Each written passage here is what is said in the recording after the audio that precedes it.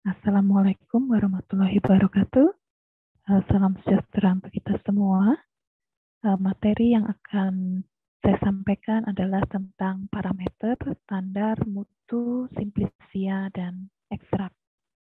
Ya, jadi standarisasi dalam kefarmasian ini merupakan serangkaian parameter, prosedur, dan cara pengukuran yang hasilnya merupakan unsur-unsur terkait paradigma mutu dalam memenuhi syarat standar, baik itu standar kimia, biologi, ataupun secara farmasi, dengan tujuan utama adalah adanya jaminan stabilitas sebagai produk kefarmasian.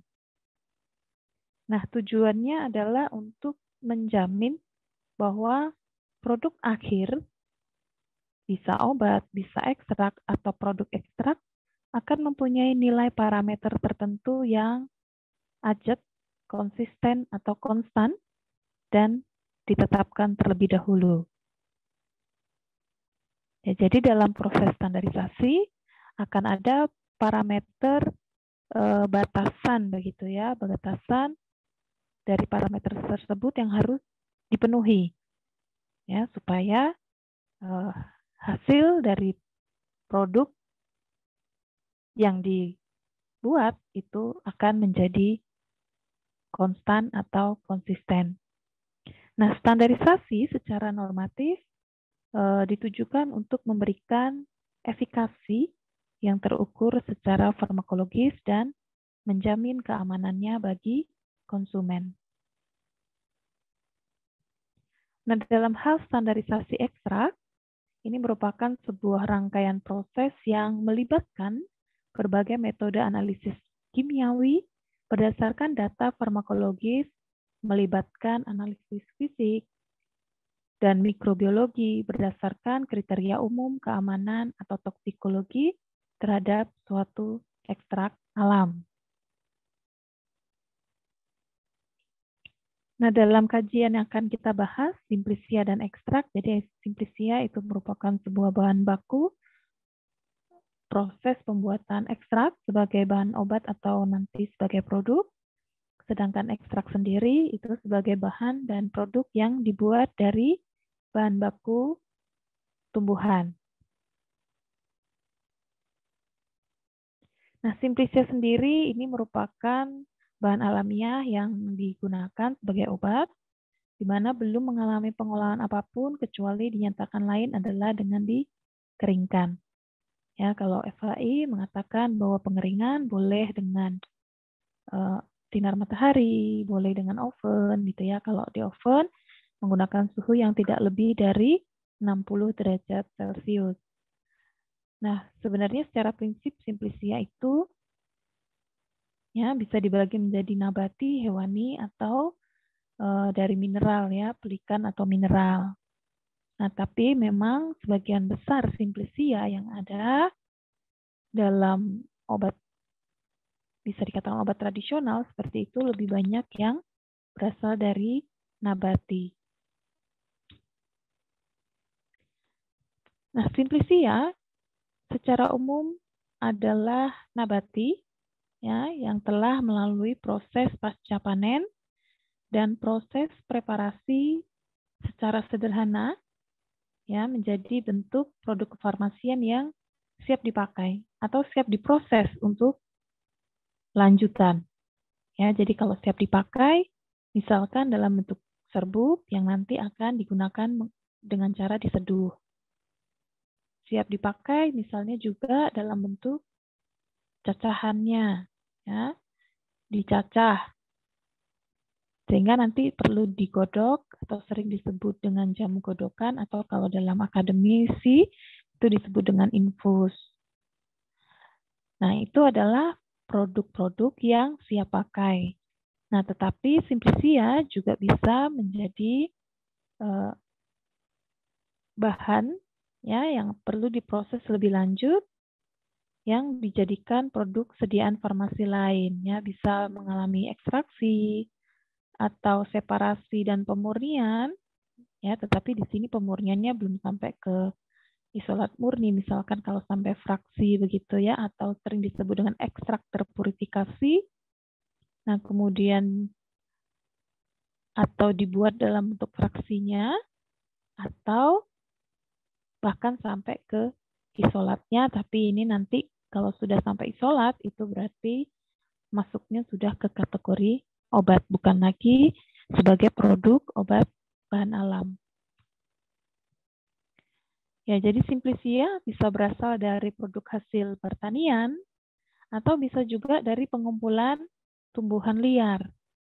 Nah, sehingga ini menyebabkan bisa terjadinya variasi senyawa kandungan, baik jenis dan kadarnya, jadi komponen senyawanya atau secara kuantitatif kadar yang terkandung di dalamnya.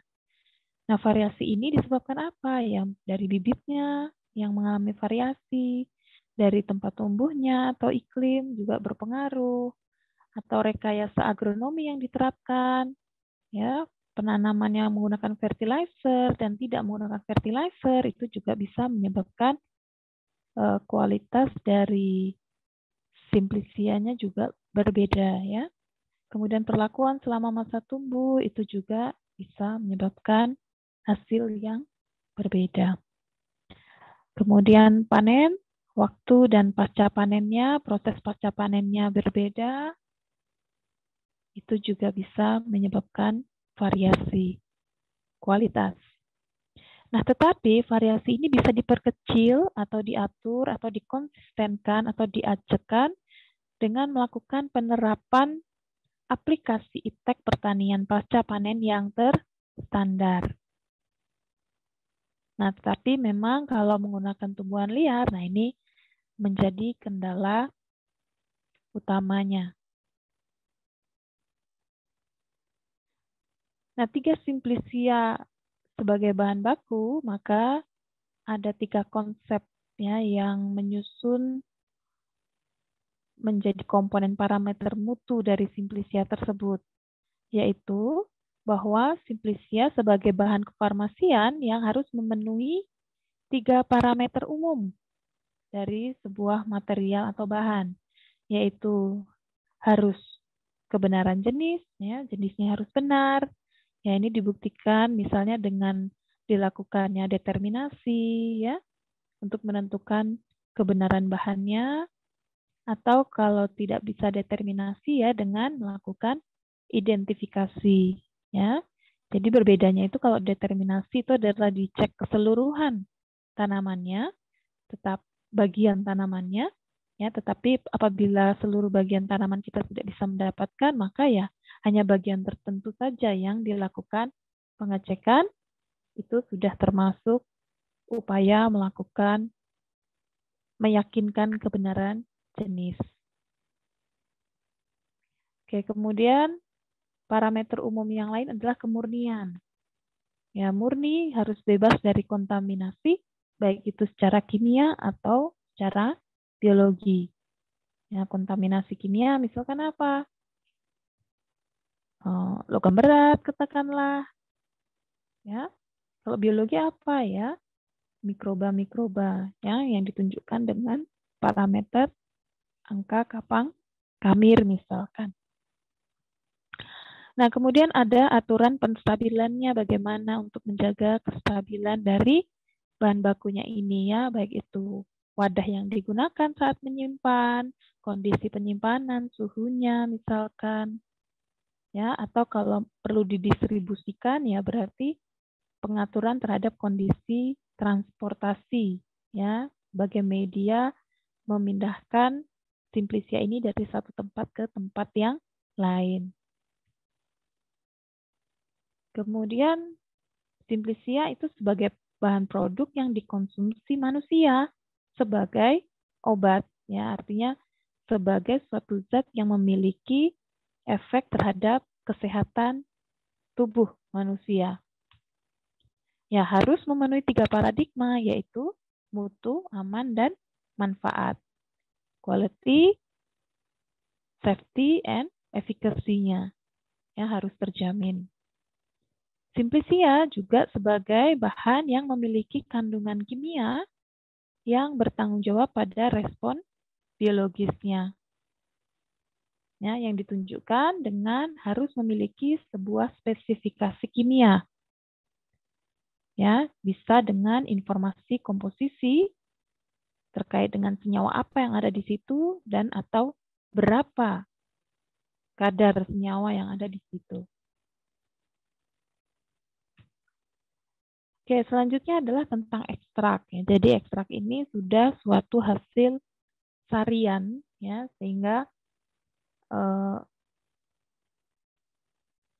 mengandung senyawa-senyawa begitu ya, senyawa-senyawa yang diharapkan nanti memiliki aktivitas, ya. Jadi menggunakan sebuah pelarut, kemudian semua atau hampir semua pelarut itu diuapkan.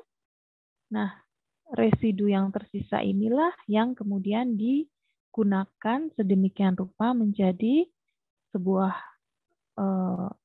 bahan yang harus memenuhi spesifikasi yang ditetapkan, ya, harus memenuhi standar atau baku yang sudah ditetapkan.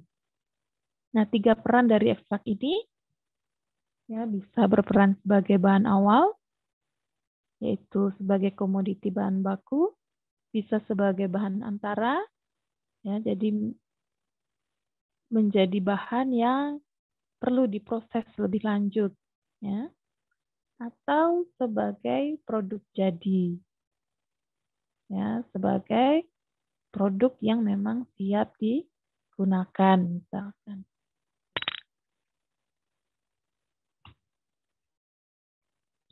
Nah, faktor apa sih yang mempengaruhi mutu ekstrak? Ya, ada 2, yaitu faktor biologi dan faktor kimia. Dari aspek faktor biologi, maka dipengaruhi oleh bahan asal dari tanamannya, ya, dari identitasnya. Maka ini harus dilakukan konfirmasi. Bahkan, ya, kalau yang sudah industri maju bisa sampai ke genetiknya begitu ya, sampai ke genetiknya sebagai faktor internal untuk melakukan validasi jenis. Tapi memang masih jarang ya kalau saat ini aplikasi menggunakan informasi genetik untuk melakukan identitas atau spesies. Nah,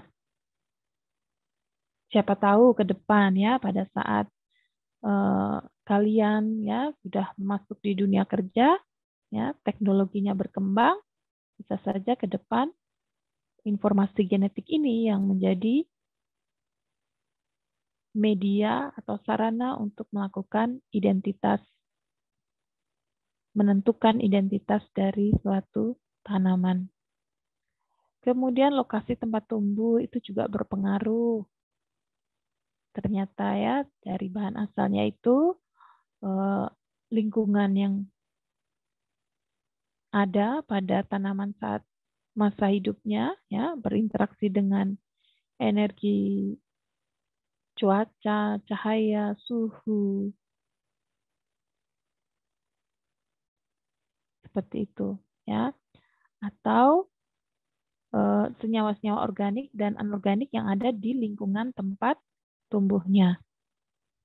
Kemudian faktor yang dari aspek biologi yang lain adalah periode pemanenan hasil tumbuhan. Nah, ini sangat berpengaruh terhadap kadar optimal kandungan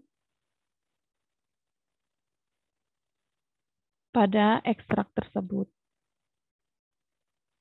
Kemudian ada umur dan bagian tumbuhan yang digunakan itu juga akan berpengaruh terhadap mutu ekstrak. Nah, dari faktor kimia, ya ada faktor internal, ada faktor eksternal. Ya, jadi faktor internal itu diantaranya ada jenis senyawa aktif yang memang ada di dalam bahan, jenis senyawanya, atau komposisi kualitatif senyawa aktif, atau komposisi kuantitatif dari zat aktifnya, kemudian bisa juga dari kadar total rata-rata senyawa aktif. Nah, selanjutnya dari faktor kimia yaitu faktor eksternal ya. Metode ekstraksi ya pasti bisa juga berpengaruh terhadap kualitas ekstrak. Pada saat ekstraknya misal katakanlah menggunakan macerasi dengan perkolasi, pasti kualitasnya bisa mengalami perbedaan. Atau misalnya dengan melakukan macerasi tetapi ada modifikasi panas misalkan ya, berarti kemungkinan ada senyawa-senyawa yang tidak tahan pemanasan itu juga mengalami perubahan pada strukturnya. Kemudian perbandingan ukuran alat ekstraksi itu juga berpengaruh ya. Katakanlah misalnya alat yang dipakai kapasitas 30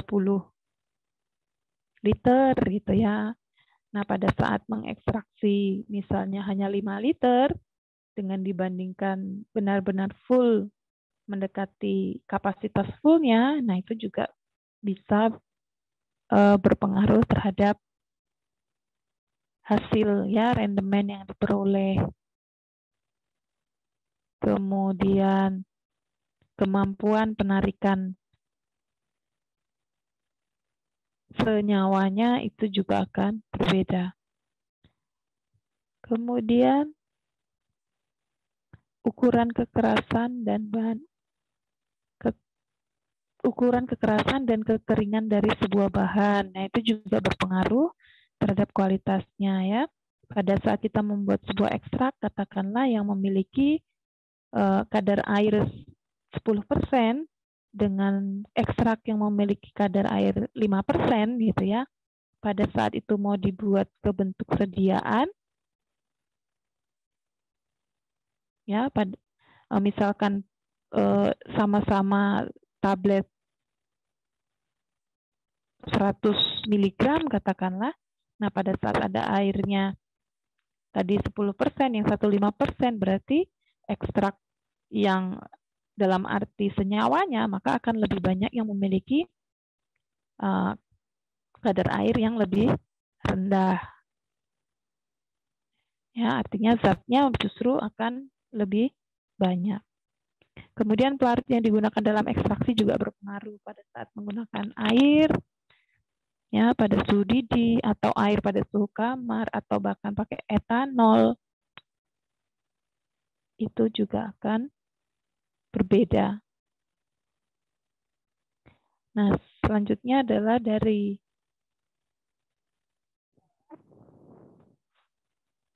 aspek kandungan logam berat, kandungan pestisida, ini juga dari faktor eksternal dari faktor kimia. Nah, selanjutnya adalah ditinjau dari asalnya, maka senyawa kimia di ekstrak itu bisa dibedakan jadi 4, yaitu memang senyawa kandungan asli dari tumbuhan asal, kemudian bisa juga senyawa hasil perubahan dari senyawa asli, ya, karena bagaimanapun juga pada saat kita membuat ekstrak, katakanlah kita menggunakan metode macerasi begitu ya, tanpa pemanasan, tetapi pada saat pemekatan itu juga ada pemanasan di situ ya, meskipun kita upayakan bahwa suhunya rendah gitu ya, serendah mungkin, tapi mampu mempercepat proses penguapan. Nah, tetapi bisa saja ya senyawa aslinya mengalami perubahan. Kemudian yang ketiga adalah senyawa kontaminasi ya. Jadi bukan senyawa asli yang ada di tumbuhan tersebut, tapi dari kontaminasi polutan atau aditif.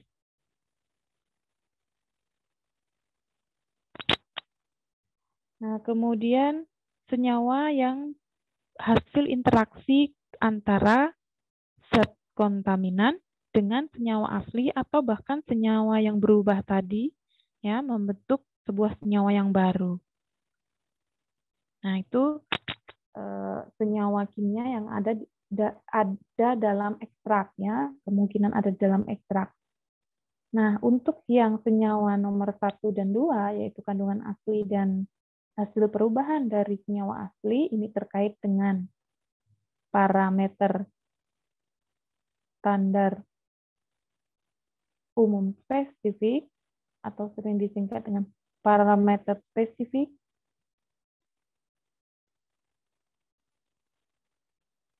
ya, atau yang ketiga dan empat, yaitu dari kontaminan dan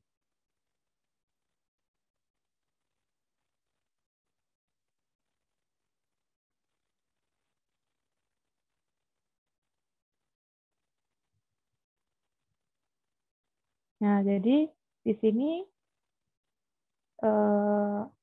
masuknya adalah parameter standar umum non-spesifik.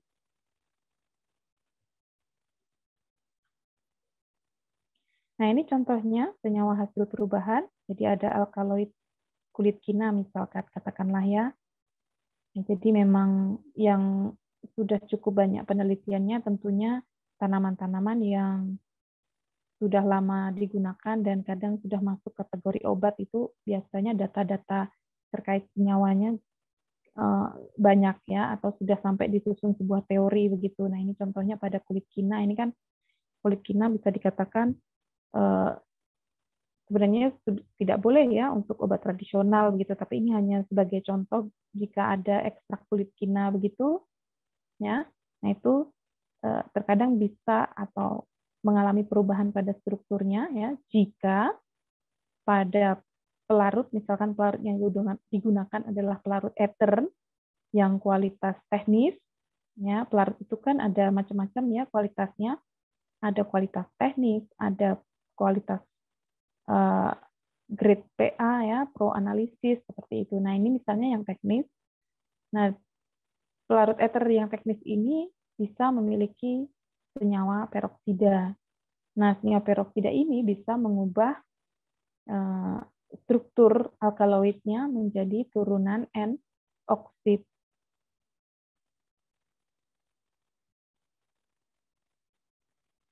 Seperti itu. Nah, ini contoh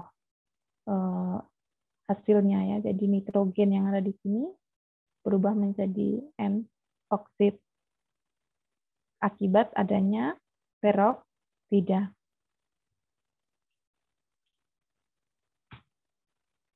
Nah, selanjutnya adalah membahas tentang apa itu parameter non-spesifik dan parameter spesifik.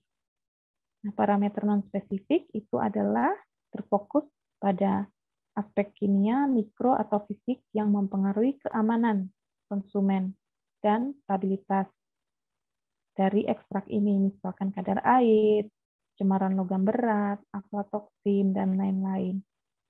Nah, untuk parameter spesifik, ini berfokus pada senyawa atau golongan senyawa yang memiliki tanggung jawab terhadap aktivitas farmakologinya, ya. Jadi bisa dengan analisis kimia, ya, untuk tujuan kualitatif atau kuantitatifnya. Bisa golongan senyawa, tapi bisa juga komponen senyawa tertentu, ya, yang dilakukan pengecekan. Jadi ini untuk parameter non-spesifik, ada susut pengeringan dan PJ, kemudian ada kadar air, ada kadar abu tak larut asam, kemudian ada sisa pelarut, residu pestisida, kemudian cemaran logam berat, cemaran mikroba, dan aflatoksin.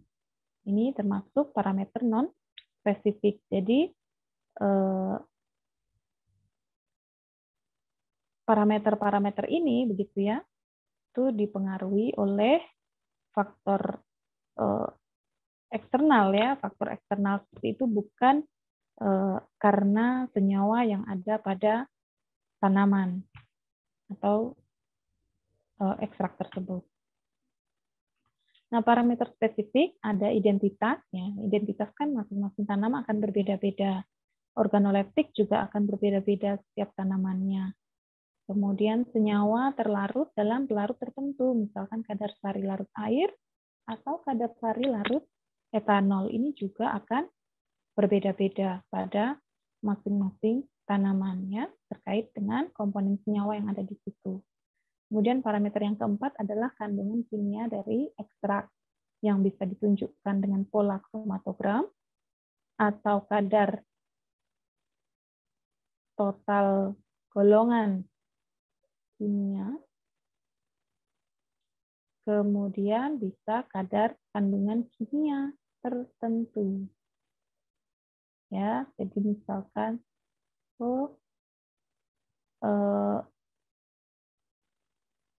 senyawa ya misalkan pada temulawak begitu ya, maka akan ada komponen kurkuminoidnya gitu ya, atau santorisolnya.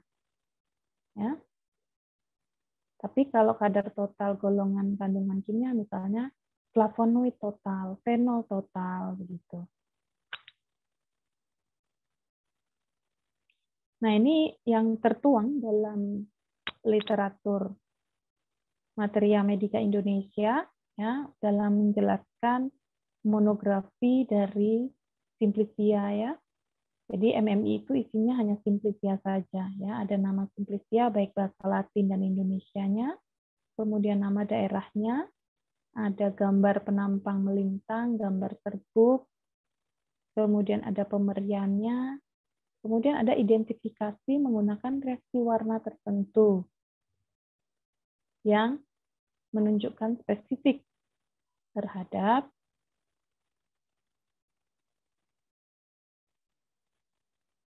tanaman. Kemudian kadar abu, yaitu kadar abu total, kemudian kadar abu yang tidak larut dalam asam, kadar sari yang larut dalam air, kadar sari larut etanol, bahan organik asing, kemudian ada penyimpanan, isi, dan penggunaan. Nah, ini yang tertera pada Materia Medica Indonesia. Nah, bagaimana dengan Farmakope Herbal Indonesia? Ya, kalau Farmakope Herbal Indonesia ada Simplicia, ada ekstrak. Ada ekstrak, di sini ada identitas Simplicianya, ada pemeriannya, mikroskopisnya, zat identitasnya, pola kromatografi, kemudian susut pengeringan, abu total, abu tidak larut asam, kemudian ada sari tadi ya sama, kemudian ada kandungan kimia, Simplicia bisa kandungan kimia tertentu atau golongannya. Nah, sedangkan pada ekstrak yang dijelaskan di monografi FAI itu ada cara membuat ekstraknya dan standar rendemen yang dihasilkan dengan metode yang tertera di FAI. Artinya pada saat memproduksi kemudian rendemennya tidak sesuai dengan FAI atau di bawah standar itu, nah berarti kualitasnya tidak sesuai dengan FAI. Kemudian ada identitas ekstrak, pemberian, senyawa identitas, kemudian kadar air, abu total, abu tidak larut asam,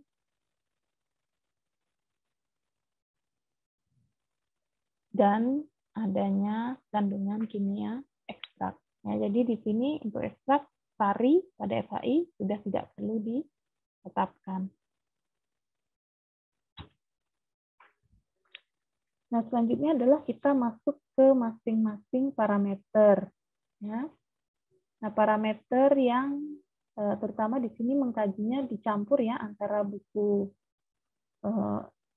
BPOM tahun 2000 ya dengan FAI yang sekarang berlaku. Karena dalam waktu 11 tahun tentunya akan ada perubahan-perubahan atau update-update yang dilakukan. Ya, jadi pengertian atau prinsipnya ya, susut pengeringan adalah mengukur sisa zat setelah pengeringan pada suhu 105 derajat Celcius sampai tercapai bobot tetap atau bobot konstan yang dinyatakan sebagai nilai persen.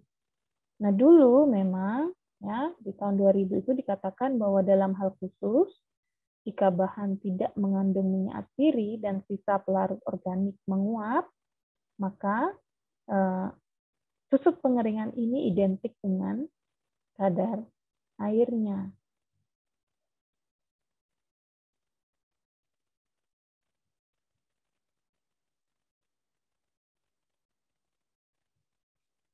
Ya, jadi ini identik begitu ya dengan kadar air saat berada di atmosfer atau di lingkungan udara terbuka. Nah, tujuan parameter susut pengeringan memberi batasan maksimal atau rentang tentang besarnya senyawa yang hilang pada proses pengeringannya. Perhatikan suhunya itu adalah 105 derajat Celcius.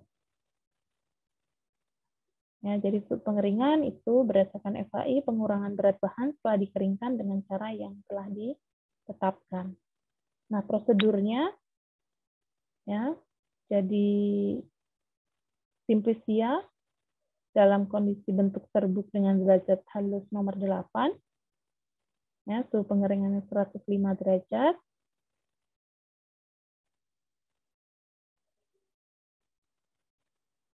Dan sampel yang digunakan di sini timbang seksama 1-2 gram, ya, menggunakan botol timbang dangkal bertutup yang sebelumnya telah dipanaskan pada suhu penetapan 105 tadi dan ditara. Ya. Jadi wadahnya, botol timbangnya ini harus dilakukan tara terlebih dahulu. Kemudian setelah itu sampel pada saat setelah dimasukkan agak digoyang-goyangkan untuk supaya merata ya posisi dari serbuknya, sehingga nanti panasnya itu juga akan rata. Kemudian masukkan dalam oven dalam kondisi terbuka, ya karena kalau tidak dalam kondisi terbuka kan uap airnya nggak bisa keluar dari botol timbangnya. Kemudian nanti di akhir ya itu harus didinginkan ya di dalam desikator atau eksikator sampai suhu ruang baru ditimbang ya sampai didapatkan bobot tetap. Nah, apa sih yang disebut dengan bobot tetap? Ya, jadi kita menggunakan FHI saja.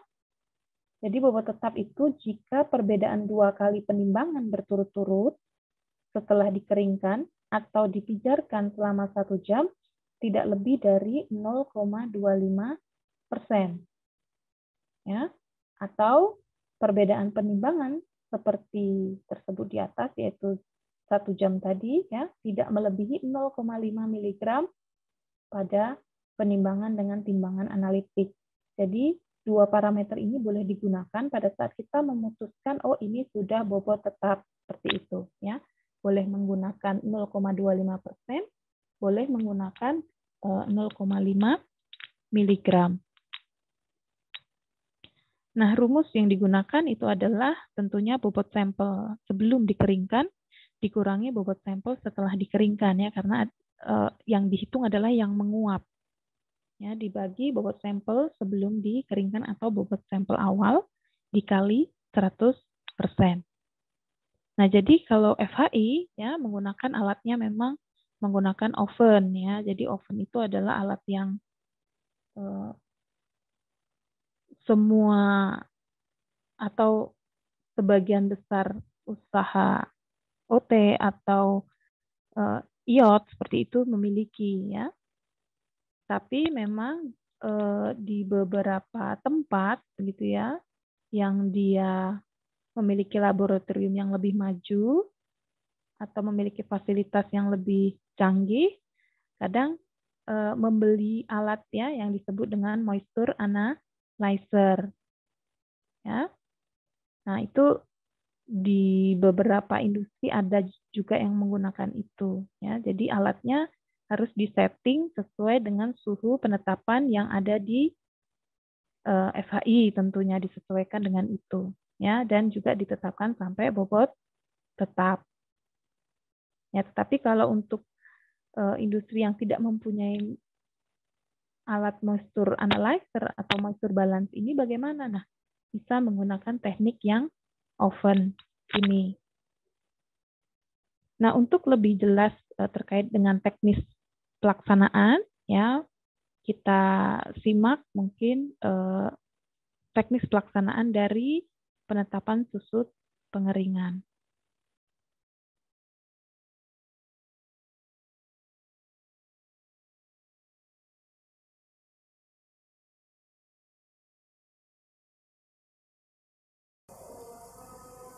Kita panaskan wadah kosong ya. Kita menggunakan botol timbang, kemudian kita buka. Kemudian nanti ditara, kita timbang bobot kosong dari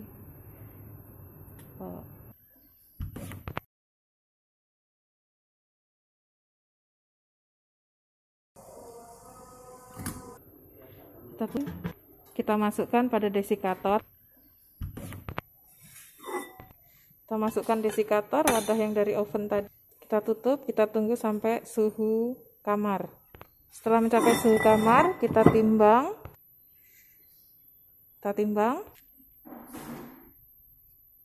Berikut data bobot kosongnya.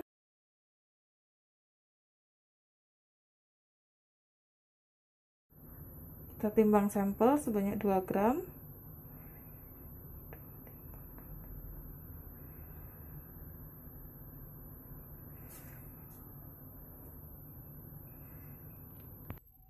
Kita masukkan sampel ke dalam wadah botol timbang yang sudah kita tara tadi.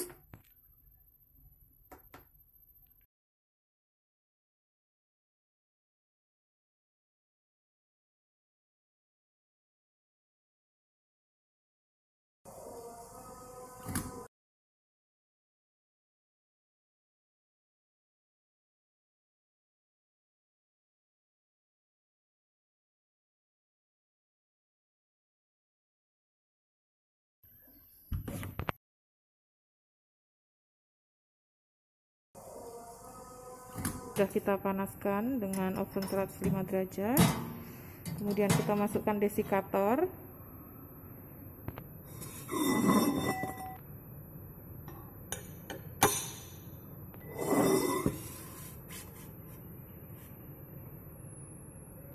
Kita tunggu sampai mencapai suhu kamar. Setelah mencapai suhu kamar, kita ambil sampel menggunakan penjepit.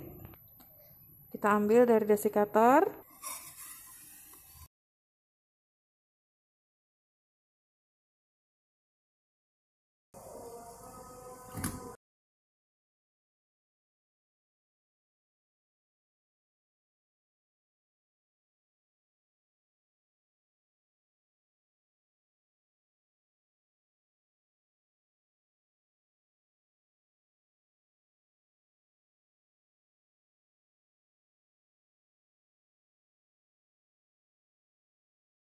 Baik, kita akan melakukan penetapan kadar susut pengeringan menggunakan moisture balance. Jadi seperti ini alatnya. Jadi di sini ada beberapa menu ya. Jadi ini untuk mengatur suhu, yang ini untuk mengatur waktu apabila ada batasan waktu tertentu untuk penetapannya. Kemudian ini untuk menara neracanya, ini untuk menghidupkan alat moisture balance ini. Kemudian ini untuk menampilkan satuan pada layar ya, jadi bisa persen atau nanti dalam satuan gram.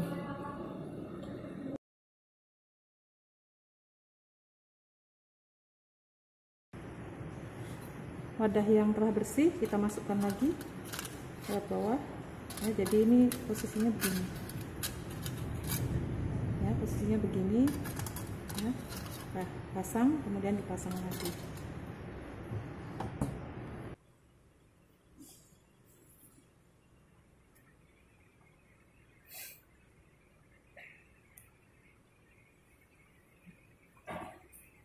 Oke, kalau kita lihat di sini suhu yang tertera di sini 90 derajat ya, waktu ada auto ya. Jadi suhu ini sesuai kalau kita untuk bahan alam, serbuk bahan alam menggunakan 105 derajat, sehingga ini perlu kita sesuaikan. Jadi gambar termometer ini dipencet, kemudian kita naikkan suhunya. Jadi ini untuk menaikkan atau menurunkan di sini ya. Jadi ini untuk menaikkan 105. Kemudian untuk waktu juga bisa diubah ya. Ya. Jadi ada pilihannya 30 atau auto. Nah, tapi karena kita prinsipnya adalah sampai bobot konstan, maka kita setting auto. Selanjutnya adalah kita masukkan sampel yang akan kita ukur.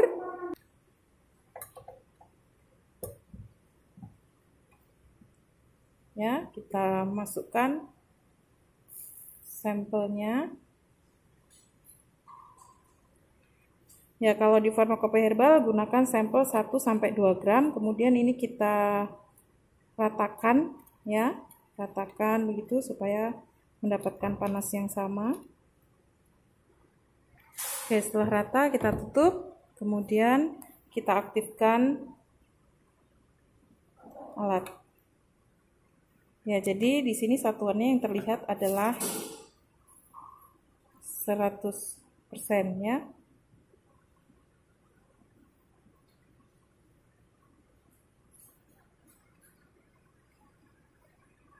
Baik, dengan berjalannya waktu sudah mulai berkurang dan ini bisa diubah satuannya. Nah, ini adalah gram ya, tadi yang awalnya sekitar 2 gram tadi. Kalau ini adalah persen yang menguap. Ya, jadi biasanya bisa langsung melihat dari sini, ini berapa yang menguap begitu. Ya, jadi karena ini yang ditetapkan adalah susut pengeringannya, jadi jumlah yang menguap. Nah, ini kita lihat suhu sudah mulai naik ya, sampai 54-55 derajat Celcius.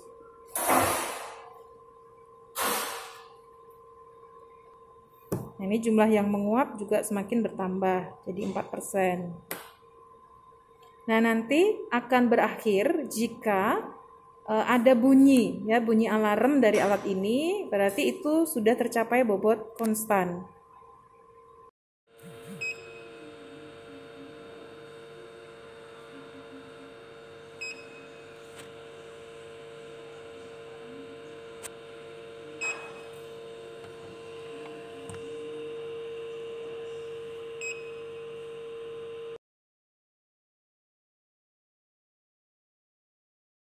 Akan membersihkan, jadi kita buka, kemudian kita ambil, kemudian ini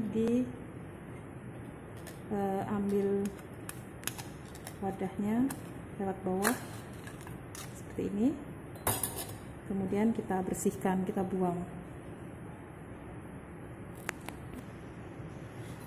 Wadah yang telah bersih kita masukkan lagi lewat bawah ya, jadi ini posisinya begini. Posisinya begini ya, pasang kemudian dipasang lagi.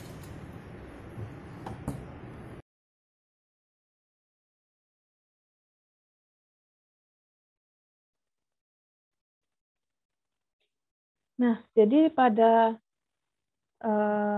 prosedur itu ya ada istilah timbang saksama, ada istilah timbang lebih kurang begitu. Nah, itu berbeda maknanya ya. Kalau timbang saksama itu batas kesalahan penimbangannya tidak boleh lebih dari 0,1%. Ya, misalkan kita mau menimbang, katakanlah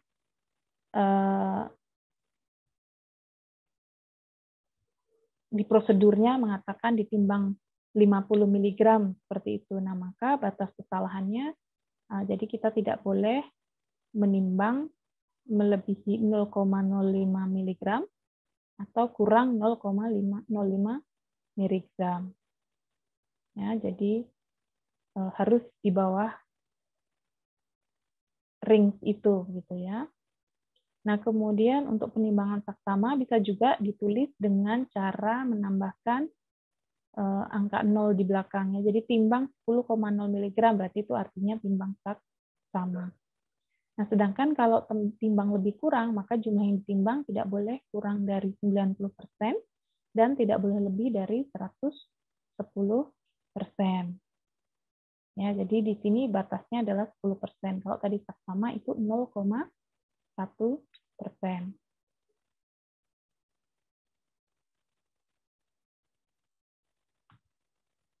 Nah, ini contoh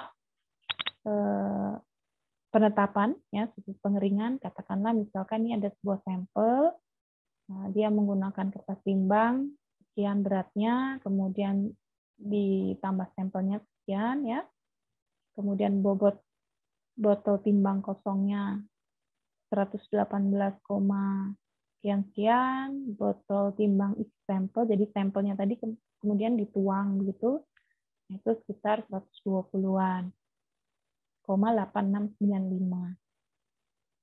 Ya, jadi tidak semua yang ada di kertas timbang masuk gitu ya, tapi kan kita tetap menimbang botol timbang awal yang berisi sampelnya, ya, karena nanti yang mau diukur adalah susutnya. Nah, dari data ini ya, artinya bobot serbuknya kalau dikurangkan antara 120,8695 dikurangi 118,8557, maka akan dapat 2,0138 gram. Nah, misalkan setelah itu dilakukan pengeringan ya atau pemanasan ya dalam durasi 1 jam di ovennya, ya, jam 7 sampai jam 8, kemudian 8.30 sampai 9.30 itu misalnya ya di ovennya. Ya, jadi memang karena ada proses pendinginan di eksikator begitu ya, itu tidak bisa langsung jam 7 sampai jam 8, kemudian jam 8 masuk lagi, kan tidak ya, tetap harus diturunkan suhunya, butuh waktu ya. Nah, ini misalkan bobot setelah pengeringannya seperti ini ya. Jadi ini ada beberapa jam. Ya. Nah, dari sini kita harus melihat yang namanya ini sudah bobot tetap atau belum. Ya, tadi parameter bobot tetap itu adalah bisa tidak lebih 0,5 mg atau tidak lebih dari 0,25%. Dipilih salah satu. Nah, kalau kita lihat ini misalkan ya yang kita cek coba yang data terakhir saja kalau sudah tersedia datanya seperti ini ya. Tetapi kalau pada saat di lab ya kita harus per jam kita benar-benar hitung begitu supaya akhirnya oh ya ini kita berhenti nih pemanasannya gitu ya. Nah, ini misalkan per jamnya ya kita hitung selisih ya. Selisih antara jam yang kedua ini dengan ke-1 berapa, antara yang ke-3 dengan kedua berapa. Jadi masing-masing selisihnya dihitung. Ya, ini misalkan ya. Jadi ini misalkan antara yang penimbang oven jam 7 sama setengah 9 ini selisihnya 0,0421. Nah, ini kan berarti masih lebih ya, sangat lebih dari 0,5 mg tadi gitu ya. 0,5 mg itu kan berarti angka 5 itu ada di desimal ke-4 ya, 0,5 ya dibagi gram miligram, maka kalau dijadikan gram begitu ya, maka angka 5 itu ada di desimal ke-4. Jadi kalau ini misalkan di sini tetap ya berarti ini harusnya 0,0004 misalnya. Ya, tapi ini data ini kan masih jauh lebih tinggi sehingga ini belum konstan seperti itu. Nah, ini kalau dihitung persennya ya, dihitung persentase. Nah, ini misalkan kita hitung ya selisih antar penimbangannya ya. Jadi ini ada katakanlah penimbangan yang di atas ini ya 0,0421. Nah, kalau kita menggunakan parameter tidak lebih dari 0,5 mg, maka ini jauh lebih tinggi gitu ya, jauh lebih tinggi dari 0,5 mg. Jadi ini secara bobot tetap ya, pengecekan bobot tetap ini belum bobot tetap ya. Kalau mau menggunakan persen pada saat ini saya hitung dalam persen, jadi ini dibagi bobot sampelnya tadi ya yang 2, berapa gram ini masih 2%-an ya. Jadi bobot selisih dibagi bobot awal serbuk maka ini masih sekitar 2%. Ya, padahal kan ketentuannya adalah tidak lebih dari 0,25% atau tidak lebih dari 0,5 mg. Nah, penimbangan yang ketiga dengan kedua, ini selisihnya masih 0,04. Ini kalau dihitung secara persentase selisih, ini masih 1,9. Jadi pada saat, katakanlah saya melakukan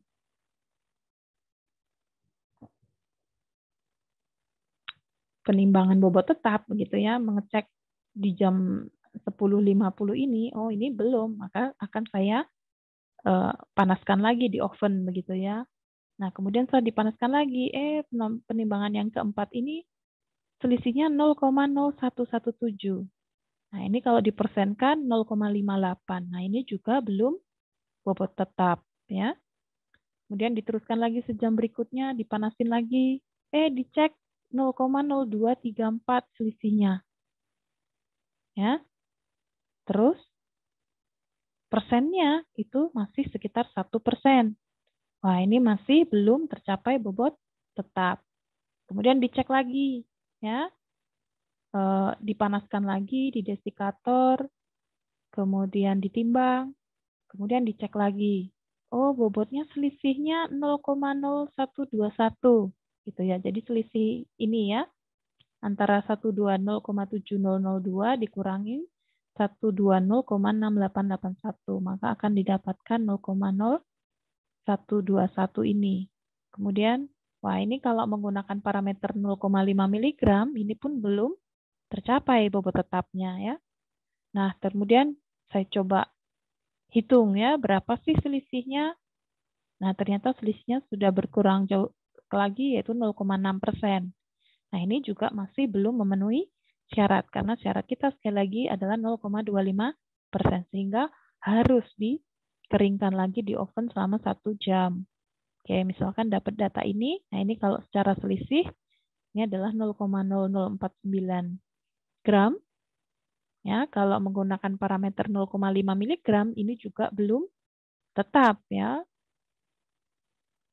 Tapi ternyata setelah diprosentase dalam bentuk persen, ini adalah 0,2433%. Nah, jadi menggunakan persen ya dalam kondisi ini sampel sekitar berat 2 gram itu jauh lebih menguntungkan gitu ya. Maksudnya lebih menguntungkan, lebih cepat tercapai bobot tetap gitu ya, karena selisihnya itu batasan selisihnya jauh lebih, range-nya lebih besar daripada kalau kita menggunakan 0,5 mg seperti itu ya. Jadi ini misalkan 0,0049 gram saja, ini sudah tercapai 0,2433%. Ya, jadi kalau kita menggunakan 0,25 dengan bobot 2 gram tadi ya sekitar 0,005 gram ya, atau 5 miligram ya sebenarnya. Ya sekitar 5 miligram. Itu kalau pakai parameter 0,25%. Tapi kalau mau simple, tidak ribet menghitung begitu ya. Aduh, males mau menghitung persen selisih begitu. Nah, berarti mau pakai yang 0,5 miligram, berarti kalau menggunakan parameter itu, ini belum konstan, belum tetap begitu. Tapi kalau kita milih mau pakai yang persen 0,25% itu sebagai batasan bobot tetapnya ya boleh ya. Jadi silahkan mau yang digunakan yang mana. Kalau saya ya lebih enak yang 0,25% ini begitu. Ya. Karena itu tadi kalau mau pakai 0,5 mg berarti ini dikatakan belum konstan. Ya, atau belum tercapai bobot tetap. Tetapi kalau pakai parameter 0,25%, tidak lebih dari 0,25%, ini sudah bobot tetap. Nah, jadi nanti silahkan dihitung sendiri ya, berarti berapa sih susut pengiriman. Ini tadi yang hitung-hitung banyak sekali ini masih menghitung, ngecek ya, masih mengecek ini sudah bobot tetap atau belum. Ya, belum sampai ke susut pengeringannya berapa, belum sampai di situ. Ya. Nah, sini kita lanjutkan bahwa berarti berapa susut pengeringannya? Nah, kita gunakan bobot yang terakhir ini ya. Nah, silakan nanti dihitung bobot awal tadi ya. Itu dikurangin ini ya, atau dikurangin wadah dulu itu jauh lebih aman ya. Hati-hati di sini ya. Jadi dikurangi bobot wadah dulu, dapat bobot serbuknya tadi kan 2, berapa tadi. Nah, ini juga dicek 120,6832 dikurangi bobot kosong itu berapa? Nanti akan ketemu berarti bobot serbuk setelah dikeringkan berapa. Nah, nanti dikurangkan antara 2, ya. Nah, ini ya 2, nah 2,0138 ini dikurangi dengan bobot serbuk di penimbangan yang terakhir ini. Bukan yang 120 ya, tapi ini harus dikurangi dengan bobot wadah 118 berapa tadi.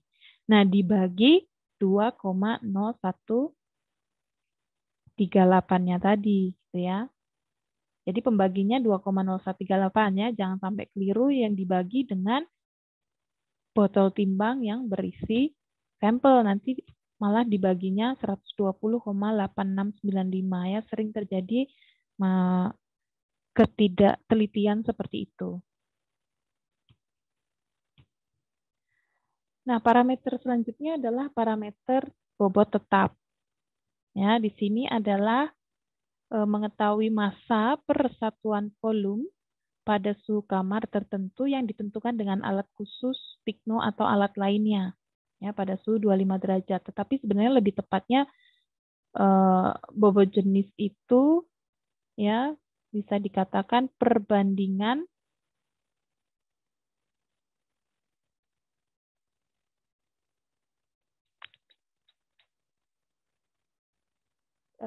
perbandingan kerapatan zat dengan kerapatan air.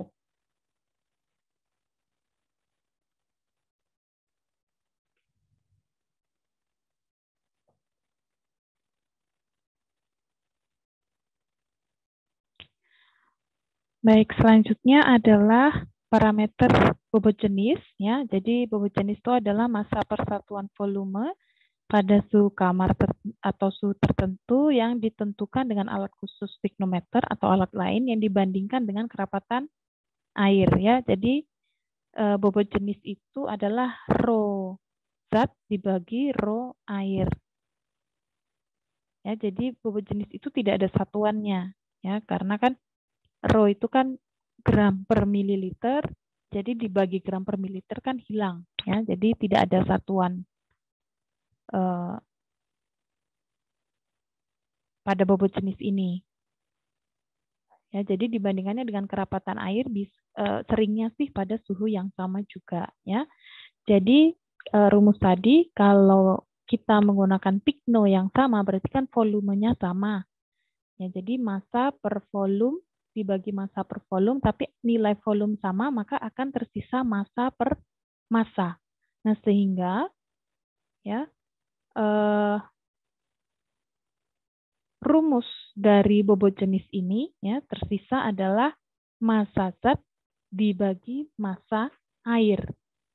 Ya, disederhanakannya seperti itu karena parameter volumenya itu antara zat dan air kalau dilakukan pada piknometer yang sama maka volumenya akan sama. Nah, tujuannya adalah memberikan batasan tentang besarnya massa per satuan volume yang merupakan parameter khusus ekstrak cair sampai pekat yang masih dapat dituang. Kemudian memberikan gambaran kandungan kimia terlarut. Artinya pada saat DJ-nya tinggi, oh berarti di situ ada komponen senyawa yang jauh lebih banyak kan begitu.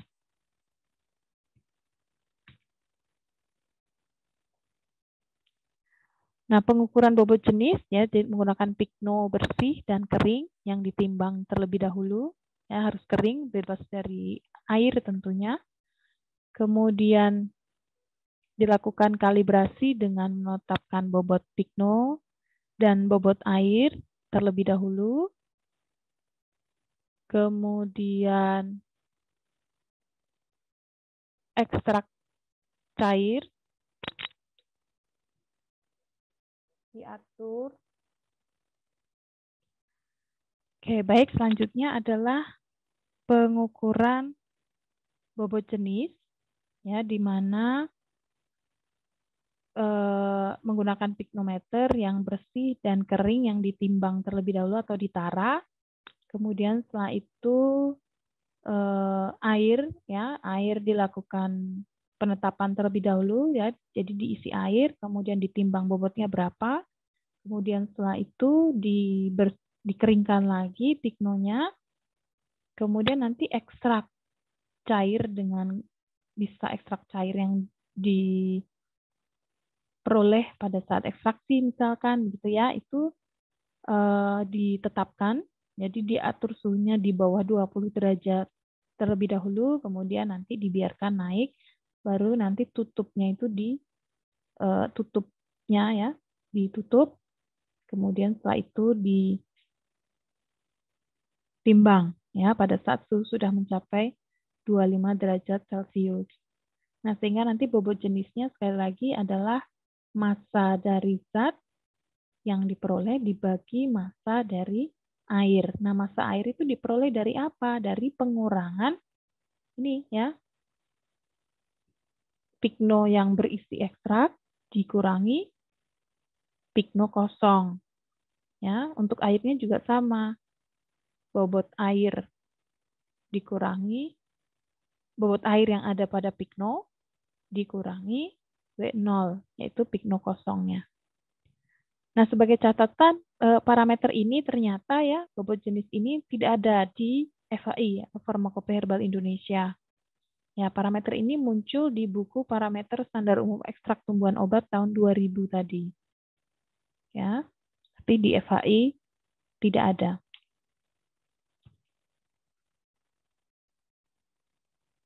Nah, ini cara pengukurannya, ya, jadi pikno suhu 25 derajat, dicek berapa bobotnya, ini alat piknonya, ya, ini pikno yang ada suhunya, memang lebih bagus yang seperti ini, ya, tapi pikno juga ada yang tidak ada suhunya, ya. Nah, ini yang saya bilang tutupnya tadi, ya, jadi pada saat suhu sudah mencapai suhu yang ditargetkan, maka nanti ini ditutup dan dibersihkan. Nah, pikno ditambah dengan ekstrak cair yang diturunkan suhu 20 derajat, kemudian pikno ditambah ekstrak cair yang berisi ekstrak cair 25, dibuang kelebihan ekstrak cairnya, jadi mungkin ada di bagian luar begini, ya, yang ada kelebihan-kelebihan cairannya, kemudian timbang pikno dan ekstrak cair, nah nanti dicek atau dihitung bobot ekstrak cairnya berapa, kemudian nanti dibagi bobot airnya, itu disebut dengan berat jenis dari ekstrak ini. Nah, selanjutnya adalah parameter kadar air. Nah, parameter kadar air ini adalah pengukuran kandungan air yang berada dalam bahan dengan cara yang tepat. Ya, jadi cara untuk menetapkan kadar air itu ada 3 cara. Bisa dengan titrasi Kalk-Fischer, ini termasuk metode kimiawi. Kemudian bisa dengan destilasi atau termovolumetri. Kemudian atau dalam FHI disebut dengan destilasi toluen, ya, menggunakan alat Stirling-Bidwell. Jadi di beberapa buku juga ada yang menuliskan destilasi Stirling-Bidwell seperti itu. Kemudian ada gravimetri. Oke, kita lihat satu persatu prosesnya. Ya, jadi titrasi Kalk-Fischer ini adalah menggunakan reaksi yang namanya reaksi Kalk-Fischer, di mana sifat dari reaksi ini sangat peka terhadap air, sehingga harus dihilangkan lembab udara, jadi alatnya pun harus pada saat pelaksanaan itu harus terangkai tertutup, ya, tidak ada lembab yang masuk di dalam alatnya. Kemudian disimpan dalam botol gelap yang dilengkapi dengan buret otomatis, ya, karena mudah mengalami oksidasi. Disimpan dalam lemari pendingin suhu 2-8 derajat Celcius. Nah, jadi Kalk-Fischer ini prinsipnya menggunakan metode volumetri, ya, dengan titrasi. Ya, reaksi Kalk-Fischer sangat tidak stabil dan peka terhadap uap air, Sehingga sebelum dipakai, reaksi ini perlu dilakukan standarisasi. Nah, untuk senyawa yang melepaskan airnya itu pelan-pelan, ya jadi bahan yang dicek gitu ya, atau yang diuji, itu pelepasan airnya pelan-pelan, umumnya dilakukan titrasi tidak langsung. Kecuali dinyatakan lain dalam monografi, maka dilakukan penetapan secara titrasi langsung. Nah, karena itu ya, jadi di sini penggunaan Calvisser ini tentunya akan memiliki kadar atau menunjukkan kadar air yang lebih valid ya, yang lebih teliti. Tapi memang alatnya pasti mahal ya, sehingga tidak semua laboratorium di bidang obat bahan alam memiliki alat ini ya. Ya, jadi dia bisa menetapkan secara spesifik atau lebih teliti ya, beda dengan loss of drying atau susut pengeringan tadi. Ya, karena pada susut pengeringan kan berarti semua zat yang bisa menguap itu akan tertetapkan ya. Mungkin kalau ekstrak misalnya ada sisa-sisa pelarut, ada air di situ, itu akan tertetapkan dalam susut pengeringan. Ya. Atau kalau simplisia ya simplisia yang mengandung minyak atsiri itu minyaknya juga akan tertetapkan. Ya. Tetapi prinsipnya adalah biasanya batasannya itu kan tidak lebih dari 10% ya kalau simplisia ya. Jadi pada saat ditetapkan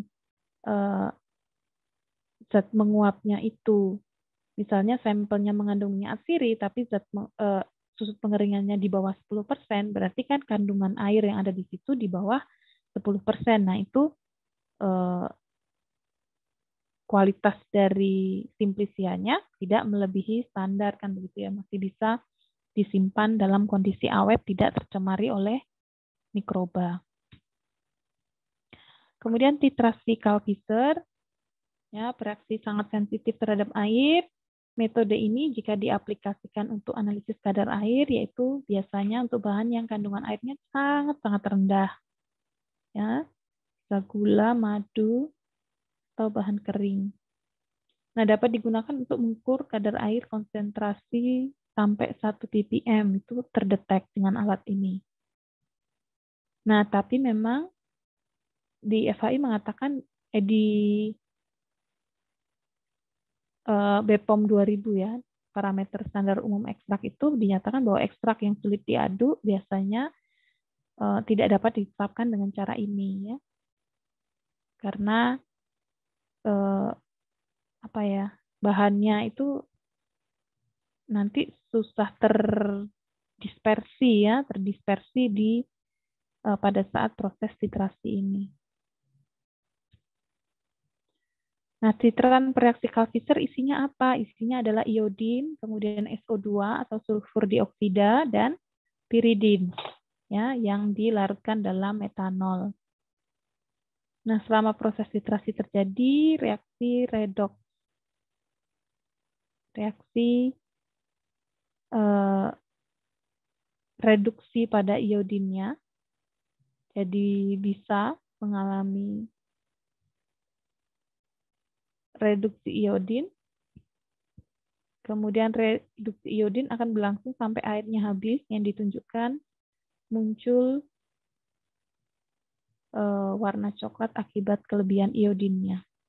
Ya, jadi ini hasilnya iodin SO2, kemudian ini piridinnya bereaksi dengan H2O, maka akan terbentuk piridin iodin ini. Kemudian ini ada iodin sulfat. Ya.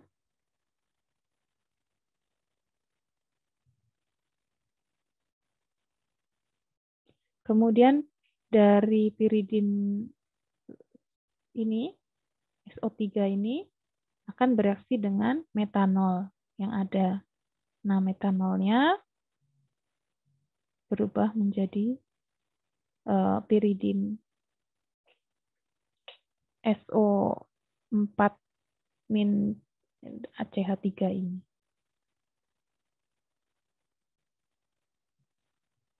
Ya, jadi pada saat reaksi ini terjadi, ya I2 ini, ya nanti I2 akan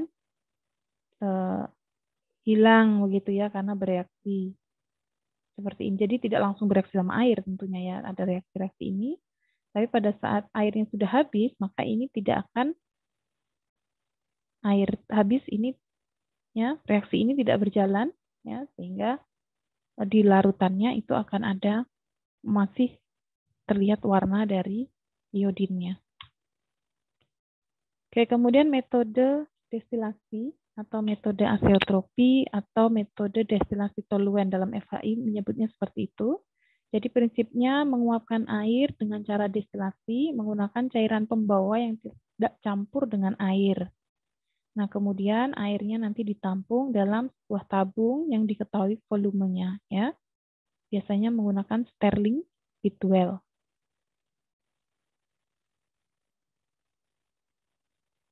Nah, apa saja syarat cairan pembawanya ini? Yang pertama adalah tentu harus tidak campur dengan air ya, supaya nanti terpisah di sini antara cairan pembawa dan sampelnya. Itu terpisah. Kemudian titik didih jauh lebih besar dari air.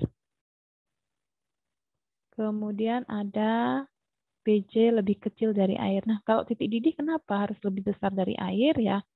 Tentunya kalau lebih kecil dari air, maka nanti dia menguap lebih dulu gitu ya, airnya belum menguap kan gitu.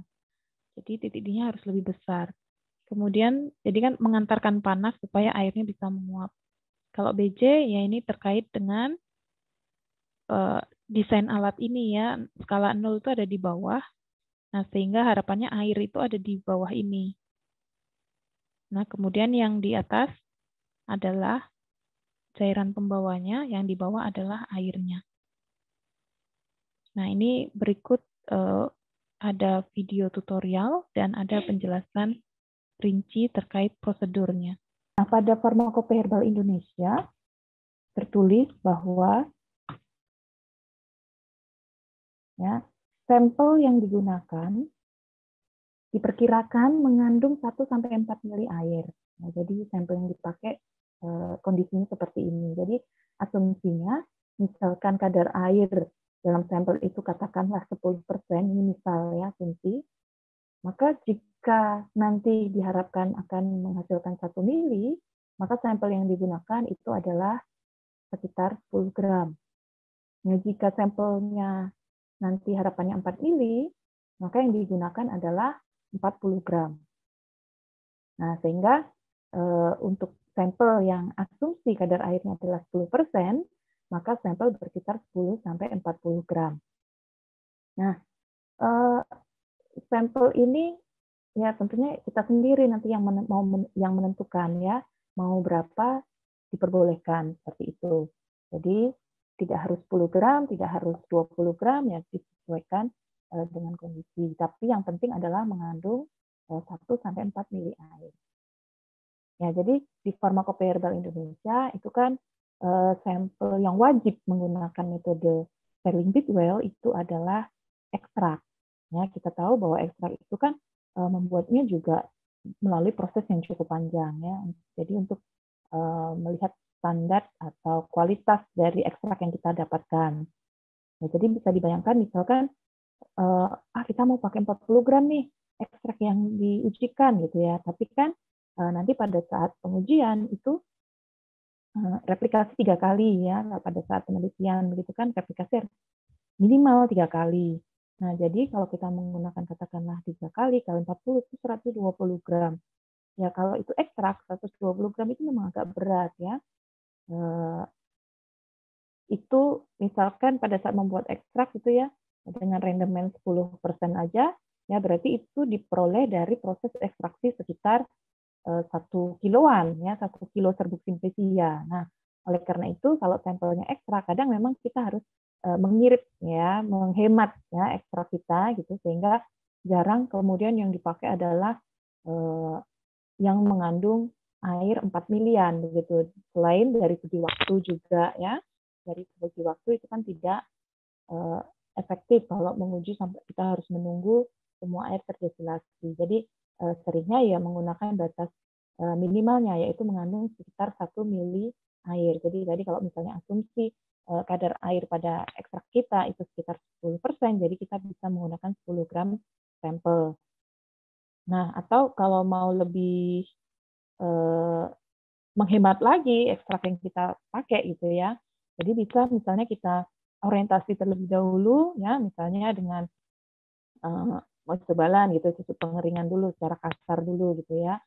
Nah, misalnya di situ dihasilkan 15%. Nah, berarti kan nanti pada saat pengukuran sterling well begitu itu bisa diturunkan lagi bobotnya, tidak 10 gram misalkan. Nah, nanti silakan dihitung dengan cara seperti ini ya. Jadi kalau misalnya kandungan airnya 15%, berarti kan 100 per 15 dikali 1 mili begitu ya. Itu hasilnya pasti di bawah 10%. Atau sampelnya bisa di bawah 10 gram, sorry ya, 10 gram. Nah, jadi seperti itu. Nah, jadi sekali lagi bisa diorientasi ya. Karena sekali lagi kita juga membutuhkan hemat terhadap bahan baku yang kita pakai ya. Nah, bagaimana apakah boleh kadar air ini dipakai untuk simplisia? Boleh ya, meskipun di Farmakope Herbal Indonesia itu kan mengatakan bahwa simplisia, sebut simplisia itu menggunakan parameternya susut pengeringan ya. Jadi kalau mau menggunakan kadar air ya boleh saja begitu. Ya, jadi itu syarat minimal ya, syarat minimal menggunakan susut pengeringan. Tapi kalau ekstrak itu tidak boleh menggunakan susut pengeringan, tapi harus atau wajib menggunakan Sterling Bit Well. Nah, kenapa begitu ya? Ya, jadi kita tahu prinsipnya sudah kami jelaskan ya di video sebelumnya, bahwa kalau susut pengeringan itu kan yang dihitung adalah bagian zat yang menguap ya. Jadi semua zat yang bisa menguap itu akan terhitung. Nah, jadi lebih kurang teliti dalam menggambarkan kadar air dibandingkan dengan Sterling Bit Well ini. Ya, jadi kalau dengan Sterling Bit Well itu hasilnya akan lebih teliti hanya menggambarkan kadar airnya saja. Nah, nanti akan kita lihat kenapa ya, karena ini terkait dengan proses yang terjadi di destilasi Sterling Bit Well ini. Oke. Nah, jadi pada destilasi Sterling Bit Well itu membutuhkan yang namanya cairan pembawa ya. Nah, cairan pembawa itu sifatnya adalah harus tidak campur dengan air. Ya. Kemudian titik didihnya harus lebih tinggi dari air ya, karena dia kan nanti fungsinya adalah kan ada pemanasan ya, pemanasan.